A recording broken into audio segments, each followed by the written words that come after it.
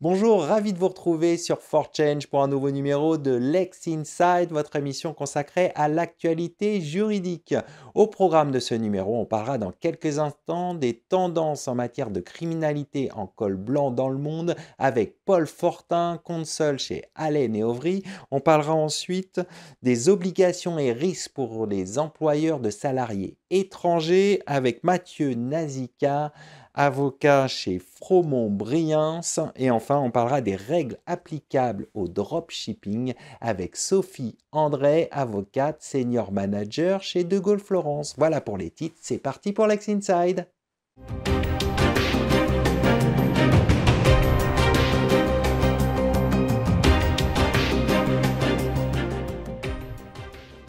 On commence tout de suite ce Lex Inside. Salariés étrangers, quelles obligations pour l'employeur? On en parle tout de suite avec mon invité, Mathieu Nazika, avocat chez Fromont-Briens. Mathieu, bonjour. Bonjour Arnaud. Pouvez-vous nous expliquer la distinction fondamentale entre les ressortissants des pays de l'Union européenne ou de l'espace économique européen et les ressortissants des pays tiers en ce qui concerne l'emploi en France? Alors, concernant les ressortissants européens au sens large, auxquels on peut ajouter les ressortissants de la Confédération suisse, ils ont le droit de circuler de séjourner librement en France dès lors qu'ils sont en possession d'une carte d'identité ou d'un passeport en cours de validité. Les formalités administratives à réaliser lors de l'embauche sont en réalité à peu près les mêmes que pour les ressortissants nationaux. Les questions qui se posent les concernant, ce sera davantage, par exemple, la question du pays dans lequel ils seront imposés ou du régime de sécurité sociale applicable, par exemple. Est-ce qu'il existe des spécificités légales liées à l'emploi de ressortissants de l'Union européenne ou de l'espace économique européen par rapport à ceux venant d'autres pays? Oui, la grande différence les concernant, c'est qu'ils ne sont pas tenus de détenir un titre de séjour et qu'on n'a pas les concernant à solliciter une autorisation de travail.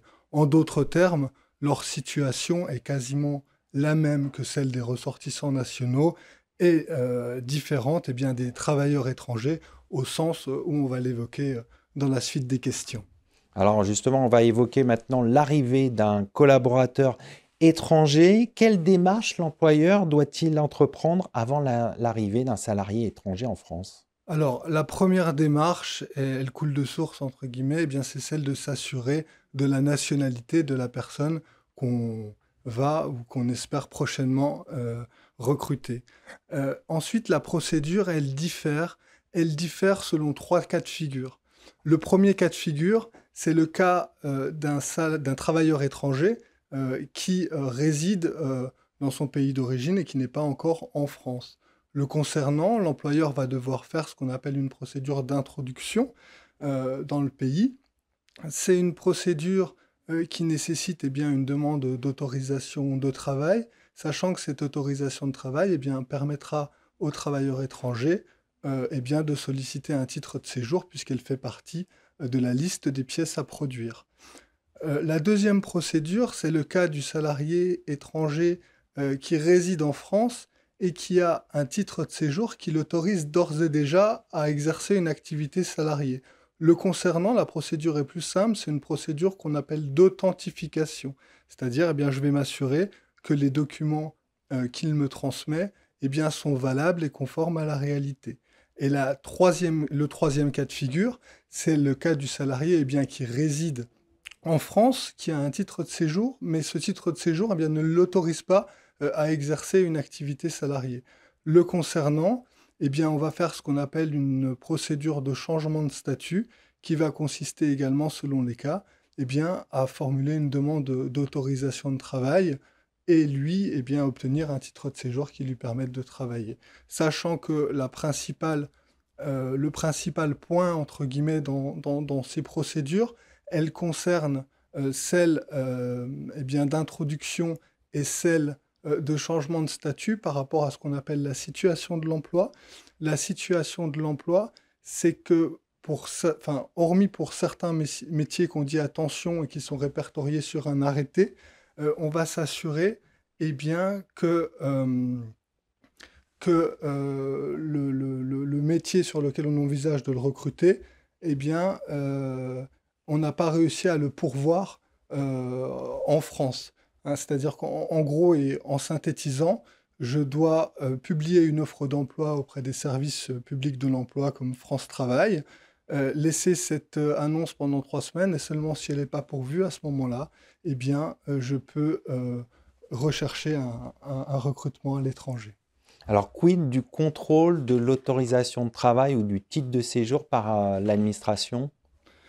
Alors, lorsque j'embauche un salarié, dans les 48 heures, enfin dans les 2 jours ouvrables précédant l'embauche, je dois, eh bien, formuler auprès de la préfecture ce qu'on appelle une demande de vérification.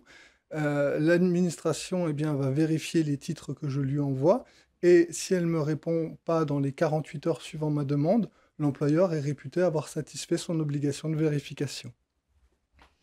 Quel est le principe qui régit l'autorisation de travail pour les salariés étrangers hors Union européenne ou espace économique européen? Et est-ce qu'il existe des principes, des exceptions, pardon, à ce principe? Alors, le principe de base, c'est la nécessité d'avoir une autorisation de travail. Toutefois, à ce principe, il existe des exceptions, elles sont assez nombreuses et elles sont listées en fait dans la partie réglementaire du Code du travail par un article. Alors là, c'est plus un réflexe, c'est en fonction du titre qu'on vous transmet, il faut voir si l'intitulé du titre est répertorié dans les cas qui permettent de se dispenser d'une autorisation de travail. Elles sont assez nombreuses, c'est notamment le cas bien pour les ressortissants européens qu'on a évoqué tout à l'heure. Et parmi les titres qu'on rencontre le plus souvent, c'est par exemple le cas des titres recherche d'emploi, passeport talent, ou encore des étudiants qui sont autorisés à travailler à titre accessoire, c'est-à-dire dans la limite de 964 heures par an. Au-delà, je dois de nouveau solliciter une autorisation de travail. Comment un employeur peut-il obtenir une autorisation de travail pour son futur employé étranger? Alors, aujourd'hui, la procédure est dématérialisée, hein. Elle consiste à procéder par téléservice sur le site de l'administration et de remplir et transmettre les documents qui sont Donc ça va sollicités. très vite et c'est le délai de 48 heures que vous évoquiez tout à l'heure? Non, là, une fois que j'ai formulé ma demande d'autorisation, l'administration eh bien, a un délai pour rendre sa décision. Ce délai, voilà, est normalement de 2 mois. Le délai de 48 heures, c'est avant l'embauche du salarié pour vérifier la validité des titres, voilà, qui L'authentification ont été des remis. titres. Est-ce qu'il y a des clauses spécifiques ou des conditions à inclure dans le contrat de travail d'un salarié étranger? Quand on fait une offre de contrat, une promesse d'embauche ou qu'on signe un contrat de travail avec un salarié étranger, c'est bien de se prémunir de 2 risques. Le premier, c'est que le titre de séjour qui dit avoir ne soit pas transmis ou alors que l'autorisation de travail qu'on a demandée à ce stade, eh bien, ne soit pas délivrée par l'administration. Donc c'est effectivement indispensable de prévoir des conditions suspensives selon lesquelles eh bien, le contrat ne sera exécuté qu'en cas de délivrance de ces documents. Pour terminer, comment l'employeur peut-il s'assurer du respect des obligations légales durant l'exécution du contrat? Il y a 2 points à vérifier. Le premier, c'est que le titre de séjour remis par le salarié eh bien, a souvent une date de fin, donc il faut la suivre. Et c'est la même chose pour l'autorisation de travail. Le cas échéant, si elle arrive prochainement à expiration, eh bien, il faut formuler une demande de renouvellement de l'autorisation de travail au plus tard 2 mois avant qu'elle arrive à échéance. On va conclure là-dessus. Merci d'être venu sur notre plateau. Merci beaucoup Arnaud.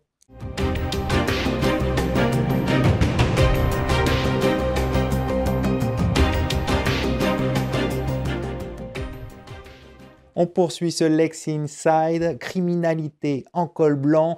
Quelles sont les tendances dans le monde? On en parle tout de suite avec mon invité, Paul Fortin, consul chez Allen & Overy.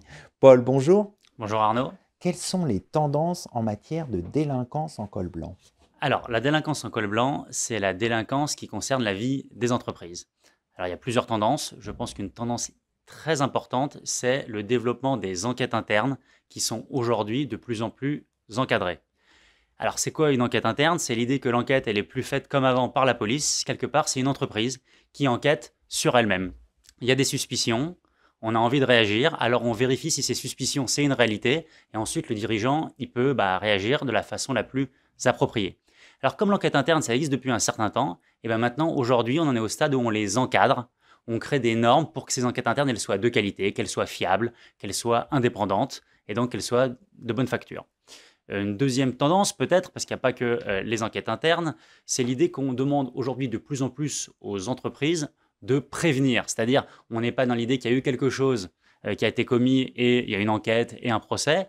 On se dit que la délinquance en col blanc vaut mieux prévenir que guérir. Donc, on demande aux entreprises, aux sociétés de mettre en place des règles et des processus pour éviter que des choses, des infractions ne soient commises en leur sein.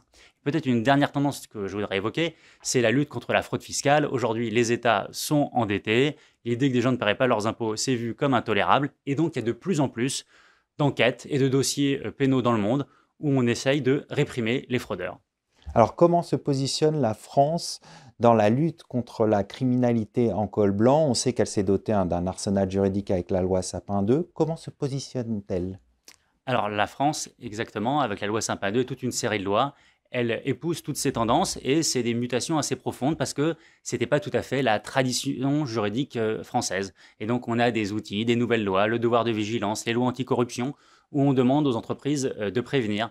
On leur dit, vous faites des enquêtes internes. L'année dernière, on a l'Agence française anticorruption qui a mis en place une sorte de guide de l'enquête interne pour qu'elle soit bien faite. Et peut-être une tendance où la France est en pointe, je dirais, c'est la lutte contre la fraude fiscale. Je dirais que particulièrement en France, un sujet fiscal devient très vite un sujet de pénal fiscal. Il y a une expression parfois qu'on employait qui était le verrou de Bercy. C'était quelque chose qui limitait finalement le pénal fiscal. Aujourd'hui, le verrou de Bercy, il a été très largement assoupli et on assiste à une multiplication des procédures pénales qui parlent de fraude fiscale. J'évoquais tout à l'heure la loi Sapin 2, elle a institué la CJIP, la Convention judiciaire d'intérêt public. En quoi cette CJIP a-t-elle changé l'approche de la justice française en matière de criminalité économique? Alors la CJIP, ça a changé énormément de choses. Les enquêtes en matière de délinquance en col blanc, elles étaient vues comme extraordinairement complexes, donc extraordinairement longues. Et puis une fois qu'on avait fini l'enquête, il y avait un procès, appel, éventuellement cassation, et ça durait des années et des années. Quelque part, la CJIP, la Convention judiciaire d'intérêt public, c'est une justice négociée. Puis une fois qu'on a trouvé un accord et qu'on a négocié, ça s'arrête là, donc c'est un petit peu plus rapide. Donc ça, c'est une première innovation, c'est que ça va plus vite.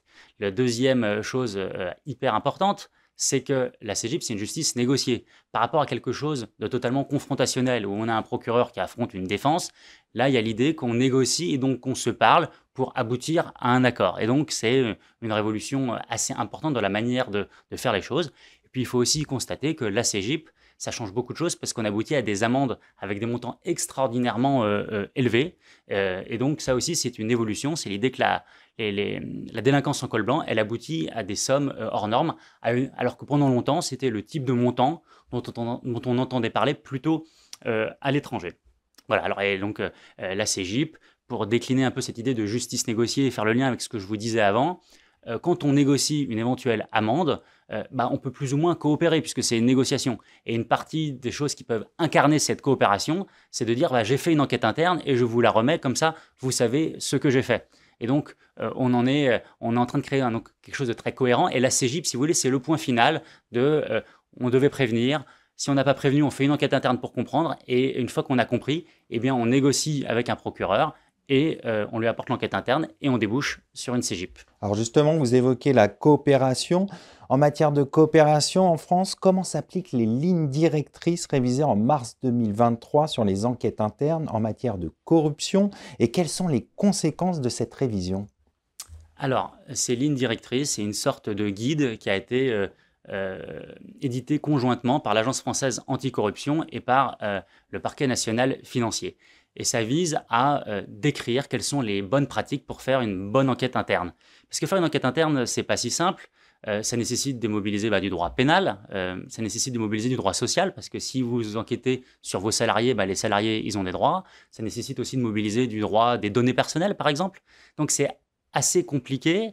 L'enquête interne, ça mobilise plusieurs champs du droit. Et donc, quelque part, faire un guide unifié, ça permet de diffuser de la connaissance et de faire de meilleures enquêtes internes plus facilement. Un élément aussi peut-être sur les conséquences, parce que ce guide, quelque part, il n'est pas obligatoire. C'est un recueil de bonnes pratiques et de règles qui existaient déjà. Comme je vous disais, à partir du moment où une réduction d'amende, ça peut être si on a fait une bonne enquête interne, on peut s'attendre à ce que les procureurs avec qui les conventions judiciaires d'intérêt public sont négociées s'attendent à avoir des enquêtes internes conformes au Bien standard sûr. qui est décrit par ce guide. Un autre élément important dans ce nouvel arsenal juridique, c'est le nouveau cadre juridique des lanceurs d'alerte. En quoi ce nouveau cadre influence la détection et la répression de la délinquance en col blanc? Alors, le lanceur d'alerte, c'est plutôt la détection. C'est l'idée que quelqu'un a vu quelque chose, sait quelque chose, et qui va lancer une alerte, il va le signaler, et donc des choses qui peut-être à une époque seraient restées secrètes, sortent, et donc on détecte des comportements, et donc on débouche sur des procédures. Donc le lanceur d'alerte, c'est vraiment le stade de la détection. Alors pourquoi le cadre évolue? C'est que si vous voulez que des lanceurs d'alerte, donc qui sont vus par le législateur comme quelque chose de vertueux, le lanceur d'alerte, il faut lui donner un cadre assez sécurisant. Et donc, on a des réformes qui se mettent en place pour qu'on sache mieux ce que c'est qu'un lanceur d'alerte. Comme ça, si je veux lancer une alerte, je sais si je vais bénéficier d'un régime protecteur ou si je ne vais pas en bénéficier. On étend un peu le régime de protection en se disant, attendez, est-ce qu'il ne faudrait pas que l'entourage du lanceur d'alerte soit aussi protégé? Parce que quelque part, si on ne protège que le lanceur d'alerte, va-t-il oser lancer son alerte? Donc, il y a toute une série de choses qui se mettent en place. On précise aussi la manière dont le lanceur d'alerte a le droit de lancer son alerte. Un lanceur d'alerte, il ne peut pas, comme ça, du jour au lendemain, aller aux 20h de TF1 et dire « j'ai plein de choses à vous dire ». Il a lui aussi quelques obligations à respecter et on précise tout ça parce que s'il y a plus de précision, il y a plus de prévisibilité et on se dit que ça fera émerger plus de lanceurs d'alerte. Alors, quelles sont les conséquences pour les entreprises? Vous venez de décrire les tendances, le nouvel arsenal juridique. Comment les entreprises doivent appréhender justement ce risque de criminalité en col blanc? Alors, je crois que les entreprises, elles doivent s'attendre à ce que ces tendances-là, elles perdurent. C'est des mouvements de fond de la société qui, quelque part, sont relayés par des changements légaux. Donc, cette idée qu'elles doivent prévenir, ça va continuer. Cette idée que la lutte contre la fraude fiscale, c'est bel et bien là, il faut qu'elle s'y attelle. Et l'idée que peut-être c'est plus pratique et rapide de finir avec une convention judiciaire d'intérêt public, ça va rester. Donc, ces tendances-là, on les a décrites, elles sont là et je pense qu'elles vont se renforcer parce que c'est quelque part le sens de l'histoire en matière de délinquance en col blanc. Pour terminer, quels sont les principaux défis pour les entreprises à venir? Alors, je crois que les entreprises doivent réaliser que le pénal, c'est pas que pour les autres. Notre vie des affaires, elle est beaucoup plus pénalisée, beaucoup plus pénalisée qu'on ne l'imagine. Et donc, il faut mieux prévenir que guérir. Et donc, plutôt que de mettre en place toute une série de procédures le jour où un procureur frappe à votre porte, il vaut mieux se dire, c'est une tendance de fond, je vais, plutôt que de la redouter, je vais l'affronter, et donc je vais mettre en place des procédures, et comme ça, peut-être que j'aurai jamais ce procureur qui frappera à ma porte. On va conclure là-dessus. Merci Paul d'être venu sur le plateau pour parler de ces tendances en matière de criminalité en col blanc. Merci beaucoup.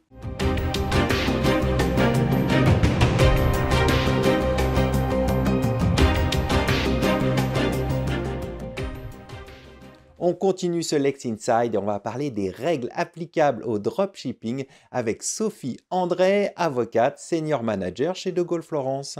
Sophie, bonjour. Bonjour Arnaud. Tout d'abord, qu'est-ce que le dropshipping? Eh bien, le dropshipping, également appelé vente par livraison en direct en français, c'est tout simplement une modalité de vente en ligne par laquelle le vendeur a créé son site internet sur lequel il fait la promotion de ses produits et le consommateur vient acheter ce site. Le vendeur réalise cette transaction le plus communément possible, mais en revanche, il n'assure pas la livraison de son produit parce qu'il n'a pas de stock.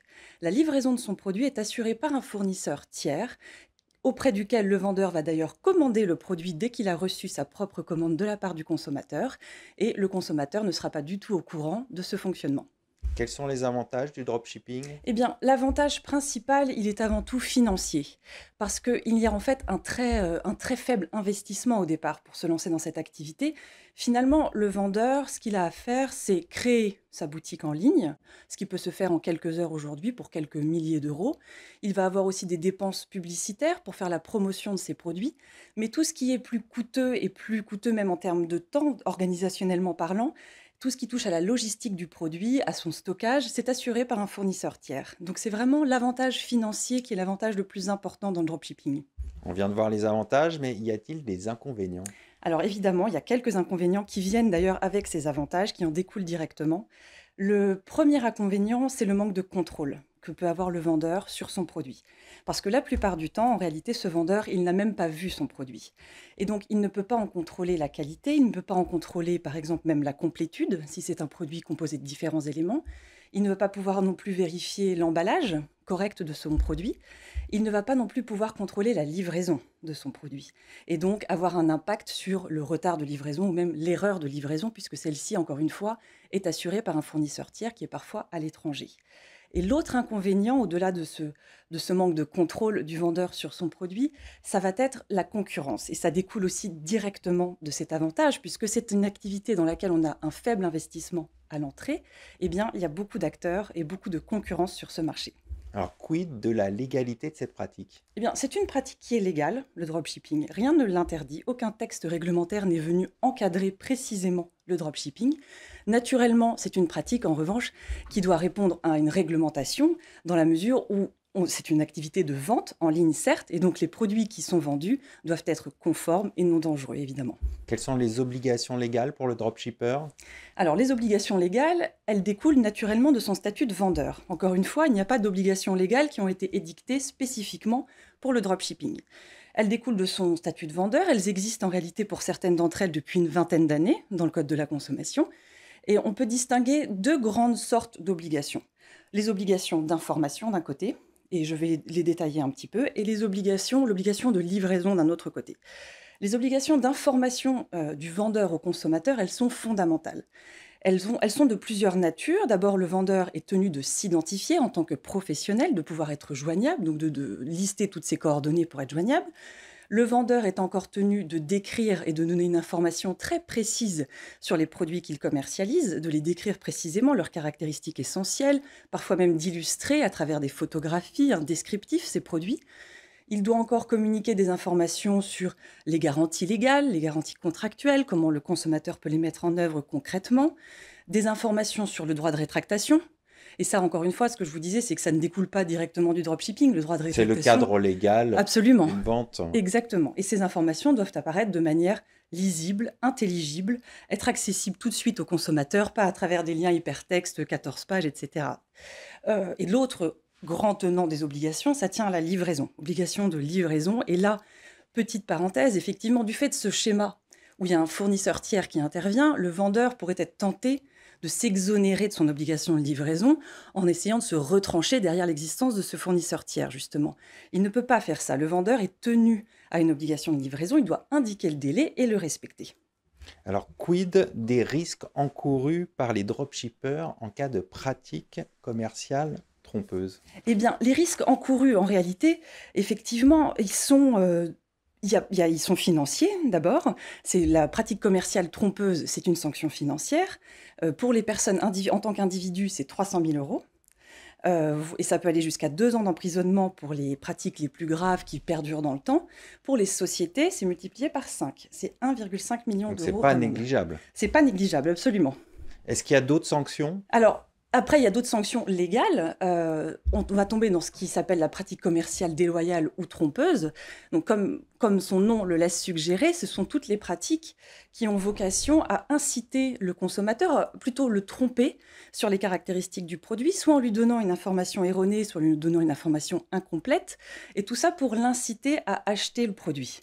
Et je peux illustrer, si vous le souhaitez, par quelques exemples de pratiques commerciales trompeuses que l'on voit dans ce domaine. On retrouve principalement autour des offres promotionnelles. Par exemple, la pratique d'un prix barré, anormalement élevé. Le vendeur va proposer sur sa boutique un prix donc barré, laissant penser anormalement élevé, laissant penser qu'il est en train d'accorder une remise assez exceptionnelle au consommateur, alors qu'en réalité, le prix d'origine est erroné. On va retrouver aussi les pratiques de compte à rebours. On arrive sur un site internet où le vendeur a l'impression qu'il lui reste 2 heures et 30 secondes pour pouvoir bénéficier d'une promotion assez exceptionnelle. Ce genre de pratique est également condamné comme une pratique commerciale trompeuse. On va trouver aussi tout ce qui est les faux avis positifs, évidemment, et puis le délai de livraison. Les erreurs dans les livraisons, les retards dans les livraisons et les consommateurs qui n'ont finalement personne vers qui se tourner dans ce cas de difficulté-là. Pour terminer, comment vous voyez l'évolution du dropshipping? Est-ce qu'on va aller vers plus d'encadrement ou au contraire plus de souplesse, par exemple? Je suis assez optimiste sur l'avenir de cette industrie. Déjà parce que lorsqu'on le regarde les chiffres en tant que tels, et la FEVAN en a publié dès 2020, le chiffre d'affaires du dropshipping en France, c'est quand même 2,6 milliards d'euros. Dans le monde, c'est 255 milliards d'euros. Et surtout, le dropshipping, ça s'inscrit dans un écosystème qui, je pense, lui est très bénéfique. Je pense en particulier aux nouveaux modes de vente, par exemple sur mobile, l'achat sur mobile qui se développe énormément et qui va servir le dropshipping.